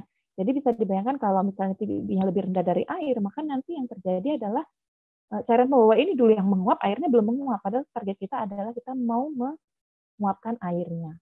Nah, sehingga titik didih cairan pembawa itu harus lebih tinggi daripada air. Jadi biar airnya dulu yang akan terdestilasi atau teruapkan, kemudian dengan kondensat akan terkondensasi begitu, maka terbentuk cairan kembali. Ya, harus titik didihnya lebih tinggi dari air. Nah, kemudian syarat yang ketiga adalah BJ lebih kecil dari air. Nah, kaitan dengan BJ ini apa? Ini karena desain alatnya ya. Jadi desain alatnya itu kan seperti ini, tabung penampung skala 0 itu ada di bawah. Ya kan? 0, 1, 2. Nah, karena desainnya seperti ini, maka ya air itu harapannya ada di bawah. Nah, sehingga cairan pembawa ini posisinya harus di atas. Tuh ya. Jadi airnya dengan BJ yang lebih besar akan mulai dari skala 0 karena nanti yang dilihat adalah berapa volume yang didapatkan. Nah, cairan pembawa apa saja yang memenuhi syarat ini begitu ya. Jadi harus 3 ini tercapai, tidak campur dengan air karena kita bisa bayangkan kalau dia nyampur dengan air, maka nanti di sini ya di tabung penerima tidak akan terpisah antara cairan pembawa dengan airnya begitu. Jadi nggak bisa ya menggunakan misalkan katakanlah etanol begitu ya, tidak bisa. Nanti nyampur dia di sini, tidak akan terbentuk lapisan yang terpisah. Kemudian banyak ya cairan-cairan yang dia tidak campur dengan air, artinya sifat polaritasnya lebih nonpolar gitu ya, misalnya ether, kloroform itu juga sebenarnya tidak campur dengan air, tapi mereka tidak memenuhi syarat yang kedua. Ya, syarat yang kedua kan titik didih lebih tinggi dari air. Ya, ether itu titik didihnya lebih rendah dari air. Ya, kloroform juga lebih rendah, heksan apalagi lebih rendah dari air, sehingga mereka tidak bisa digunakan. Ya, nah yang memenuhi syarat yang kedua ini titik didih lebih tinggi dari air itu ada silen atau toluen. Ya. Kalau BJ, nah tadi ether, kloroform itu BJ-nya juga lebih rendah dari air ya. Kloroform lebih tinggi sehingga itu juga tidak bisa tidak memenuhi syarat juga ya. Jadi ada dua syarat yang tidak terpenuhi kalau kloroform. Ya. BJ kloroform itu ada di bawah, lebih rendah daripada air gitu. Ya, tapi titik didih kloroform lebih rendah juga dari air sehingga dia akan menguap lebih dulu, tidak memenuhi ether, etilen asetat, katakanlah BJ-nya iya lebih kecil dari air, mereka akan ada di atas, tapi titik didihnya lebih rendah dari air. Nah, sehingga yang di Farmakope Herbal Indonesia itu adalah toluen, ya strukturnya seperti ini. Jadi ada benzen yang tersubstitusi metil. Ya, ini sifatnya tentunya adalah nonpolar, ya tidak larut atau tidak campur dengan air. Nah, berdasarkan katalog yang ada di POM ya ini terlihat bahwa ini ya data titik didihnya 110, air itu kan 105 ya memenuhi. Kemudian secara BJ ini ya 0,866 ya BJ-nya lebih kecil dari air. Nah, kita lihat kelarutan ya. Jadi praktis tidak larut dalam air. Nah, diingat kembali ya kategori kelarutan gitu ya. Kelarutan cara farmakope itu kan ada macam-macam, ada larut, sangat larut, misalnya mudah larut, sampai ada praktis tidak larut. Tapi meskipun kita sering mengatakan, oh iya nggak larut, tapi ada sebagian kecil ya dari air yang bisa bercampur dengan soluen ini. Jadi meskipun kita katakanlah istilahnya tidak larut gitu ya, oh ini tidak larut, tidak campur gitu, iya, tetapi bukan berarti sama sekali tidak ada interaksi antara kedua cairan tersebut. Ada, ya. Diingat kembali bahwa praktis tidak larut itu kalau tidak salah itu kan perbandingannya 1 banding di atas 1000. Nah, di atas 1000 artinya ya dalam misalkanlah katakanlah tadi 1 banding 1000, ya berarti dalam 1000 bagian air gitu ya, 1000 bagian air itu ada 1 mili toluen gitu ya yang bisa berinteraksi di situ, bisa nyampur, masih atau ya katakanlah terlarut dengan air. Jadi 1 bagian. Jadi misalnya 1 mili gitu ya, 1 mili toluen itu bisa nyampur dalam 1000 mililiter air kan. Jadi tetap ada gitu ya, tetap masih ada bagian yang bisa berinteraksi di antara dua ini ya, di dua cairan ini ya. Kemudian ini ada kelarutan dalam air 0,561 gram per liter ya pada suhu 25 derajat Celcius. Nah, tentunya suhu semakin tinggi berarti kan ketercampurannya semakin tinggi juga. Baik, ini lebih menggambarkan lagi ya. Jadi tadi kan dikatakan bahwa BJ berat jenisnya itu kan 0,866 ya jika dibandingkan dengan air. Maka kerapatan dari toluen ini itu berkisar 0,866 gram per mililiter. Nah, jadi 0,866 gram ya itu setara dengan 1 mililiter. Nah, kalau artinya pada 1 gram ya 1 gram toluen itu setara dengan 1,154 mililiter. Nah, seperti itu ya. Jadi kalau disetarakan dengan mililiternya. Nah, tadi ada kelarutan ya. Jadi ini adalah kelarutan toluen gitu ya, toluen dalam air. Ya, sebenarnya praktis tidak larut gitu ya, praktis tidak larut, tapi bukan berarti sama sekali tidak ada interaksi gitu ya antara dua cairan ini, tapi ada ya. Tadi misalkan dicontohkan di situ 0,561 gram ya dalam 1 liter. Kan begitu. Ya. Nah, di sini 0,56 gram berarti bisa ya berinteraksi dengan 1000 ml air atau bisa larut di dalam air. Nah, ini kalau dijadikan mililiter ya dengan data kerapatan ini tadi ya, gram per mili ini, maka sekitar 0,647 ml soluen gitu ya, itu akan larut dalam 1000 ml air. Dan begitu juga sebaliknya, artinya di dalam soluen pun itu nanti juga akan ada air yang bisa terlarut di situ ya, terlarut. Nah, oleh karena itu ya, maka pada penetapan kadar air digunakan soluen yang jenuh air. Ya, jadi kita harus menambahkan air dari luar ya untuk bisa berinteraksi dengan soluen ini secara maksimal. Supaya apa? Supaya nanti air dari sampel itu tidak akan larut di dalam soluen ini. Seperti itu. Tapi yang menjenuhkan di soluen ini itu sudah air yang kita aqueous yang kita tambahkan. Seperti itu, makanya dalam penetapan kadar air digunakan cairan pembawa yang jenuh dengan air lebih dulu. Ya, dibuat seperti itu. Oke, selanjutnya bagaimana cara untuk membuat. Oke, sebelum itu ada pelarut, bukan pelarut, cairan pembawa lain ya yang bisa digunakan itu adalah silen. Yang strukturnya seperti ini. Silen di perdagangan ada 3 jenis ya, orto, meta, dan para ya, tergantung dengan alkil metilnya ya. Jadi berbedanya dengan toluen hanya 1 metil, kalau silen ada 2 metil ya, bisa dalam posisi yang berbeda secara struktur. Nah, secara sifat fisik ya, titik didih 138 sampai 144, titik didihnya lebih tinggi ya dibandingkan toluen.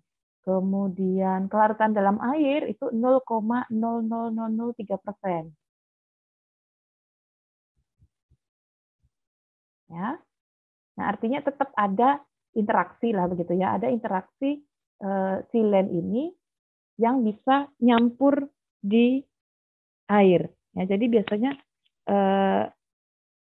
kalau itu tercapai gitu ya, kalau yang ditambahkan sesuai dengan itu ya bentuknya tidak akan ada lapisan, tapi begitu ada ditambahkan sedikit mililiter lagi pada air gitu ya, baru akan terlihat lapisan cairan pembawa ini, entah toluen atau silen begitu. Tapi yaitu tadi ada sejumlah cairan gitu ya dari toluen yang bisa larut di air, begitu juga sebaliknya ada sejumlah air yang bisa larut di dalam toluen atau silen ini. Oke, seperti itu. Ya, ini secara BJ ya 0,8611, jadi lebih rendah dari air ya. Ingat bahwa BJ itu tidak ada satuannya ya, karena BJ itu kan kerapatan zat dibagi kerapatan air, jadi satuannya hilang.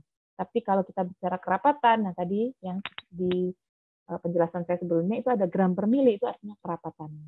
Ya, dan ini air dalam posisi dia nilainya 1 ya, jadi pada suhu 4 derajat Celcius. Oke, selanjutnya bagaimana cara membuat toluen atau silen yang jenuh air. Ya, jadi yang pertama adalah toluen atau silennya begitu ya dimasukkan ke dalam corong pisah.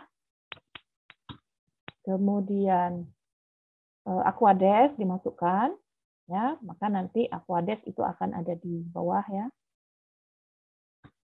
Nah, awalnya akan begini gitu ya. Jadi ini airnya, kemudian ini toluennya. Jadi kalau ditanya, terus menjenuhkannya butuh berapa ya? Terserah mau ditambahkan berapapun ya, dia akan yang terlarut itu ya semaksimalnya. Dia tidak berarti bahwa semakin banyak air yang ditambahkan, berarti nanti yang larut juga akan semakin banyak. Tidak begitu. Jadi boleh kalau mau 10 mili, 5 mili pun ya nggak apa-apa, karena toh nanti di 5 mili juga nggak akan semua larut dalam toluennya. Ya. Jadi antara kita menambahkan 5 mili atau kita menambahkan 10 mili atau bahkan 100 mili pun ya nanti yang larut di dalam toluen ya tetap sama sesuai batas interaksi antara toluen dengan air. Ya. Oke, jadi kemudian setelah itu digojok ya ke arah badan sampai dirasa air itu ya sudah kita beri kesempatan untuk bisa terdistribusi ke toluen gitu ya. Jadi nggak ada patokan waktu berapa, tapi ya jangan terlalu sebentar gitu karena artinya kalau sebentar kita belum maksimal dalam mendistribusikan air ini untuk berinteraksi dengan toluennya. Ya, jadi ya harus berkali-kali intinya begitu ya, penggojokannya harus berkali-kali. Jadi penggojokan ini sekali lagi fungsinya adalah untuk mempertemukan kan gitu ya, untuk mempertemukan si toluen dengan airnya supaya mereka akhirnya bisa berinteraksi. Ya kalau nanti sudah maksimal maka mereka itu sudah terjadi toluen yang jenuh dengan air. Nah, kemudian awalnya akan seperti ini, keruh dulu gitu ya, keruh ya artinya menandakan bahwa di situ terjadi suspensi gitu ya, terjadi suspensi meskipun suspensinya tidak stabil ya, karena nanti kalau didiamkan dia akan terpisahkan kembali ya. Jadi keruh ini berarti sudah mencapai melebihi interaksi gitu ya, sudah jadi kalau ini kan ada di atas, artinya ini adalah toluennya ya, toluen yang sedang berinteraksi dengan air, tetapi di sini airnya itu melebihi kelarutannya. Itu makanya terjadi keruh. Ya, keruh itu berarti artinya di situ ada kelebihan air yang terdapat di bagian toluen ini. Nah, sehingga langkah selanjutnya diapakan? Harus didiamkan dulu, gitu ya. Harus didiamkan dulu sampai akhirnya air yang ada di bagian toluen ini, ya, air yang terdistribusi di sini, gitu ya, ini akan terpisah secara polaritas, dia akan masuk ke air kembali, gitu ya. Nah, sampai didapatkan jernih. Ya, jadi jernih di sini, ya, disinilah artinya toluen ini sudah jenuh dengan air. Jadi airnya ya nggak akan kelihatan karena air yang masuk ke dalam toluen ini sangat kecil sekali sesuai dengan kemampuan toluen ini menarik air. Nah, kemudian ya inilah ya alasan kenapa kok kita harus menggunakan toluen atau silen yang jenuh air. Jadi bisa kita bayangkan kalau tidak hanya menggunakan toluen, jadi kita destilasi dengan toluen, maka nanti pun akan ada air yang bisa dikatakan terlarut. Ya, jadi air dari sampel itu ada yang terlarut di toluennya. Ya, air dari sampel akan terlarut di dalam toluen sehingga akan mengurangi kadar kan gitu, mengurangi kadar yang terbaca pada sampel itu gitu. Nah, sehingga supaya valid hasilnya benar-benar nanti adalah yang terbaca itu adalah air dari sampel, maka dijenuhkan terlebih dahulu. Jadi air yang kita tambahkan di sini itu akan nantinya ya akan menjenuhkan toluen yang terdestilasi. Nah, jadi pada proses destilasi, ya setelah semua air tersuling, nah taunya semua air tersuling bagaimana ya? Kita harus melihat ini ya lapisan batas ini bertambah atau enggak. Jadi misalkan kita 15 menit kita pantelengi gitu ya, kita cermati begitu, ada penambahan apa enggak ya. Kalau ini ternyata dalam 15 kita melihat 15 menit, baru 5 menit aja kita lihat itu masih ada nambah satu strip, itu berarti belum selesai proses destilasinya. Tapi kalau sampai 5 menit, ini masih di sini terus posisi batasnya begitu ya. Ditambah lagi waktunya 5 menit gitu, masih tetap di sini. Kita yakinkan 15 menit kita melihat itu sama sekali tidak ada penambahan di sini. Nah, kita bisa menyimpulkan bahwa semua air sudah terdestilasi. Seperti itu ya. Jadi harus kita lihat dalam durasi waktu tertentu yang cukup agak lama begitu, itu tidak bertambah. Itu artinya semua air itu sudah tersuling. Nah, kemudian kita lihat awalnya itu akan seperti ini.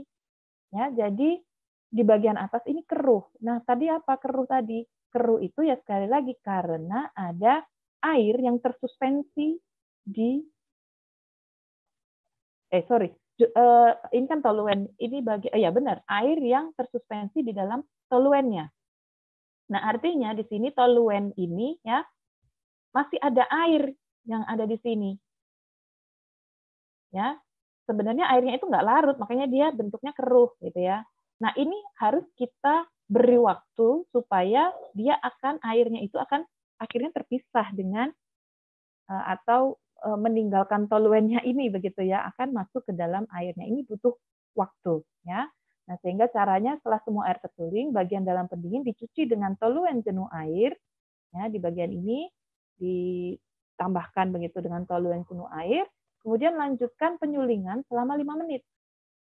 Nah, setelah itu didinginkan ya sampai suhu ruang. Ya, lebih bagus lagi ya tadi sampai di sini benar-benar jernih. Artinya sudah tidak ada lagi air yang tersuspensi di dalam soluennya dan air sudah bergabung semua dengan bagian air ini. Ya, karena kalau keruh tadi sudah saya sampaikan berkali-kali bahwa kalau keruh berarti itu ada air yang melebihi kejenuhan, melebihi jadi ya melebihi kemampuan interaksi dengan toluennya itu keruh tadi ya, sehingga ini butuh waktu supaya dia tepat larutnya. Kalau tepat larut itu berarti ya masih kondisinya jernih ya, kondisinya jernih tetapi di situ ada interaksi antara air dengan etanol. Nah, itu gambaran dari penetapan kadar air ya. Sekali lagi penetapan kadar air ini kalau pada FAI itu wajib untuk ekstrak ya. Kalau simplisia tidak wajib tapi boleh ya. Kenapa kok kedua metode? Nah, sekarang saya jelaskan ya kenapa kok kedua metode itu hasilnya secara ketelitian secara ketelitian itu berbeda antara susut pengeringan dengan air. Jadi pada susut pengeringan ya seperti tadi sudah saya sampaikan itu yang tertetapkan adalah semua bagian yang menguap ya, di mana kita tahu kalau kita sampelnya adalah tanaman ya, minyak asiri itu juga bisa akan menguap ya, itu juga akan tertetapkan. Nah, tapi kenapa kok di simplisia masih diperkenankan ya, masih diperbolehkan ya, masih bisa ditoleransi menggunakan metode susut pengeringan ya. Jadi karena susut pengeringan itu adalah metode yang simple ya, metode yang sederhana yang mudah sekali dilakukan oleh industri-industri obat tradisional atau usaha obat tradisional yang mungkin skalanya kecil begitu ya, karena alat yang dibutuhkan sesuai yang ada di FHI itu oven yang seperti itu ya. Jadi bisa menggunakan oven, di mana oven itu hampir di penggunaan oven itu kan cukup banyak ya kalau di industri begitu, sehingga industri ini tidak dituntut untuk membeli suatu alat yang spesifik untuk penetapan kadar airnya seperti itu. Jadi oven itu penggunaannya kan cukup luas gitu ya, cukup luas artinya di setiap industri apalagi iot yang besar gitu pasti ada gitu ya. Jadi tidak perlu membeli misalkan, makanya di FAI itu tidak gunakan moisture balance begitu, karena kalau moisture balance berarti berarti industri ini benar-benar harus membeli alat yang namanya moisture balance gitu ya. Nah, jadi alat yang dipilihkan gitu ya berdasarkan farmakope herbal itu yang tadi yang bisa dijangkau oleh industri atau usaha kecil obat tradisional ya. Itu jadi sederhana, kemudian secara peralatan tidak membutuhkan alat spesifik begitu ya, alat yang spesifik, jadi bisa mudah untuk dilakukan. Makanya di FHI menggunakan oven. Nah, kalau industrinya misalnya memiliki aset yang lebih, kemudian dia mampu membeli moisture balance ya silakan gitu ya, menggunakan alat bantu gitu ya, alat bantu yang mungkin mempermudah mereka ya. Tapi sekali lagi FHI dibuat untuk bisa digunakan oleh kalangan, ya hampir semua kalangan lah begitu ya, baik yang industri besar maupun industri yang menengah atau bahkan industri kecil. Nah, kemudian kenapa kok tidak dituntut bahwa Simplisia itu harus kadar air? Nah, jadi intinya kan seperti ini, kita mengharapkan ada susut pengeringan atau menggambarkan ya. Jadi ini gambaran awal gitu ya. Jadi bukan benar-benar berarti di susut pengeringan 10% itu berarti kadar airnya ya 10%, tidak ya, belum tentu gitu ya. Untuk Simplisia yang tidak mengandung minyak asiri ya, pada saat susut pengeringan itu hasilnya 10%, maka kadar airnya ya mendekati 10% itu. Tetapi untuk Simplisia yang dia mengandung minyak asiri gitu ya, pada saat kadar air itu susut pengeringan itu 10% nilainya, maka air yang ada di situ tidak akan 10%, tapi lebih rendah dari itu. Nah, itu ya. Jadi secara keawetan gitu ya, keawetan Simplisia ini untuk disimpan, begitu itu kan masih memenuhi syarat ya. Yang penting batas kadar air itu tidak melebihi 10% kan ya, kadar air secara umum ya, supaya bisa awet, bisa disimpan lama Simplisianya begitu ya. Itu batasannya secara umum 10%. Nah, pada saat susut pengeringan dari sebuah Simplisia yang mengandung minyak asiri didapatkan hasil itu 10%, maka air yang ada di situ itu kan tidak mencapai 10%, dan ini aman untuk Simplisia ini, gambarannya seperti itu ya. Jadi gambaran awal ya, kondisi airnya nanti akan mengganggu Simplisia ini atau tidak. Ya, makanya susut pengeringan masih diperkenankan gitu ya sebagai parameter untuk melihat kualitas dari Simplisia ini. Ya, serbuk Simplisia ya, melihat kualitas dari serbuk Simplisia.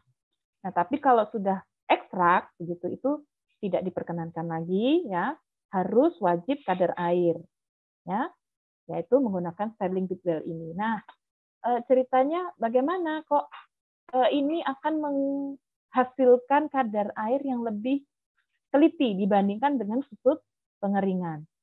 Ya, tadi misalkan ya, kalau sampelnya saya katakan mengandung minyak asiri, ya, mengandung minyak asiri, maka minyak asirinya pada proses destilasi Sterling Big Well ini juga akan terdestilasi tentunya, ya, ikut teruapkan dan ikut terkondensasi juga, ya, berubah menjadi cairan kembali minyak asirinya. Nah, tetapi dari sifat polaritasnya bagaimana? Minyak asiri itu bersifat non polar, tidak campur dengan air. Maka minyak asiri tidak akan berada dalam satu lapisan dengan air ini, begitu. Tetapi dia akan berada pada bagian toluennya. Ya, toluen itu bersifat nonpolar, minyak asiri juga nonpolar, maka minyak asiri itu akan ada di bagian toluennya. Nah, sehingga dia tidak ikut terukur sebagai volume atau tidak tercampur pada volume air ini. Nah, itulah kenapa destilasi Sterling Big Well itu lebih teliti ya, menunjukkan kadar air dibandingkan susut pengeringan. Ya, dan ekstrak itu wajib menggunakan metode ini ya, untuk menggambarkan kadar airnya. Ya, jadi tentunya sebuah bahan alam ya yang menggunakan ekstrak kan berarti grade syaratnya lebih ketat begitu ya, lebih ketat daripada hanya sekedar Simplisia. Karena kalau Simplisia itu kan nanti kalau mau dibuat ekstrak berarti kan ada proses lanjutannya gitu, sehingga masih diperkenankan menggunakan susut pengeringan atau tidak wajib menggunakan destilasi Sterling Big Well. Kalau toh mau menggunakan destilasi, monggo silahkan saja, karena itu kan cara yang lebih teliti untuk menggambarkan kadar airnya. Tapi dengan menggunakan susut pengeringan, asal nilai susut pengeringannya tidak melebihi yang dipersyaratkan di FHI, maka itu masih bisa dikatakan memenuhi syarat. Nah, demikian tambahan penjelasan saya terkait dengan destilasi stirring well ya dibandingkan dengan metode susu pengeringan. Nah, beberapa hal yang perlu diperhatikan dalam destilasi penetapan kadar air yaitu peralatannya harus benar-benar bersih dan kering, ya, bebas dari lemak juga, bebas dari air juga tentunya ya, karena nanti kalau masih ada sisa-sisa air pembilas, ya maka akan menambah kadar dari sampel gitu ya. Kemudian labu alas bulat dalam keadaan kering, jumlah air yang terkandung dalam sampel di bawah 10 mili. Ya, ini terkait dengan skalanya, skala pada ini ya. Makanya kalau di FAI mintanya 2 sampai 4 mili. Kemudian uap air yang ada pada bagian bawah kondensor dikumpulkan dengan menggunakan kawat atau tin glass root sebelum dilakukan pembacaan jumlah air yang terkumpul.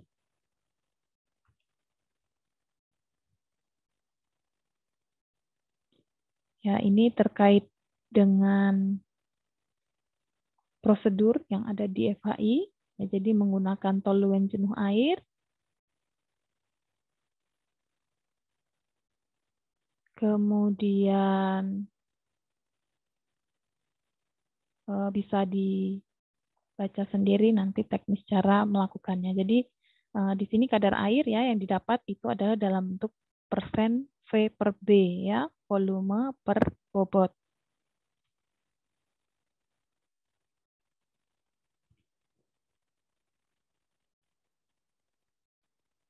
Nah, selanjutnya adalah penetapan kadar air dengan teknik gravimetri. Ya, kalau di FHI itu dibedakan antara cara gravimetri penetapan kadar air dengan susut pengeringan. Ya, tapi alat yang dipakai sama, ya sama persis, suhunya sama, tapi hanya teknis pelaksanaannya saja ya. Jadi di sini yang digunakan sampelnya itu harus 10 gram, ya. Kalau susut pengeringan itu 1 sampai 2 gram, kalau ini 10 gram. Kemudian pengeringannya yang pertama itu harus 5 jam dulu. Ya, harus 5 jam dulu, baru setelah itu jeda 1 jam 1 jam. Dan parameter yang digunakan itu adalah tidak lebih dari 0,25% ya untuk menentukan bobot tetapnya sebagai batasan bobot tetapnya. Ya, jadi hampir sama seperti tutorial di susut pengeringan tadi, tapi hanya masalah waktunya aja ya. Waktu di sini 5 jam. Kalau yang susut pengeringan tadi tidak ya. Jadi begitu dimasukkan oven, 1 jam berikutnya boleh ya ditimbang dulu. 1 jam berikutnya boleh ditimbang dulu. Jadi kalau ini tidak, jadi harus 5 jam dulu, baru jeda 1 jam 1 jam. Dan jumlah sampelnya ini jauh lebih banyak. Ya, jadi pada FHI ya metode penetapan kadar gravimetri ini diperkenankan untuk ekstrak ya. Untuk penetapan kadar air ekstrak boleh menggunakan cara destilasi tadi atau azeotropi tadi atau menggunakan cara gravimetri.